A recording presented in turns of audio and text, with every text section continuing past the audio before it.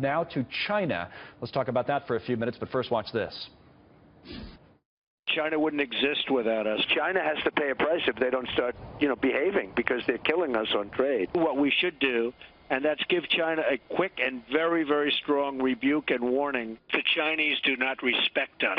If we don't get smart quickly, China will destroy our country.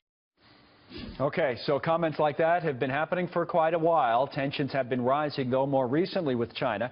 The Chinese deploying an aircraft carrier to patrol the disputed South China Sea. So how should and how will the Trump administration handle this? China Alerting co-founder Dan Joseph is our guest. And, Dan, the president-elect, even before he was in this position, even before he ran, had been talking tough about China. So this will be a new approach from what we've seen. What do you expect in the first few months of a Trump administration? Well, it's interesting. China 4 years ago took on a new president as well, Xi Jinping, who is the strongest, most aggressive, assertive president they've had in a generation. Deng Xiaoping many years ago stated that their core foreign policy principle should be to keep their to lay low and bide their time. And Xi, particularly with what he's done in the South China Sea, is the first one to act contrary to that. So we have the president of the United States with the strongest anti-China rhetoric, if you will, that we've heard in some time against what on China's side is their most assertive president. So it looks like it's going to be some interesting diplomatic fireworks. I think that probably the Trump administration will relatively quickly move to show that we're going to kind of draw a line in the sand in the South China Sea, and at the same time try to start the trade negotiations, which I think are going to take some time, but Donald Trump has made them such a priority. I would expect that he'll get moving on that relatively quickly. Now, when we talk about relations between the United States and China, we never have a conversation that involves any kind of military threat, but we do have a conversation that involves economic threats, possibly sanctions and/or tariffs, and also cyber has become more and more of an issue on both sides, right? Yes. Well, on the economic side, I think the $64,000 question is, are we going into this wanting to be more protectionist ourselves or make them less protectionist? If it's the former, I'm not sure that's going to work. It's not going to benefit the U.S. economy. Right. But if we try to apply pressure to open their markets, China has been open. Sometimes the narrative gets a little skewed. I don't think some people wish to put forth the point that China has grown simply because they're sticking it to us.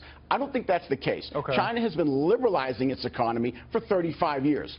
But they have fallen behind in terms of opening their own markets, which, by the way, is why their economy is facing the strongest economic headwinds it has in decades, with capital flying out of the country and slowing growth. So they actually need to move in the direction Donald Trump wants to push them in. Okay. He might actually do them a favor by providing the impetus. It's in their interest to move in that direction. Absolutely. Yeah. I would say before Donald Trump even became a candidate, as China's economic growth has slowed, they've piled on the debt. And when the crisis happened in 2008, right, China's debt to GDP ratio was a reasonable 120%. Now it's 280%. They've relied on debt instead of liberalization for at least 10 years. So and maybe the market was all... Yeah, maybe the incentives are lined up. Maybe they're lined up that they actually can do a deal here, to use, I'm sure the expression that Mr. Trump would use, so we can get something done here. Well, here's what's interesting. China's done this before. China, like any other country, has different factions. Those who oppose reform, those who are in favor of it.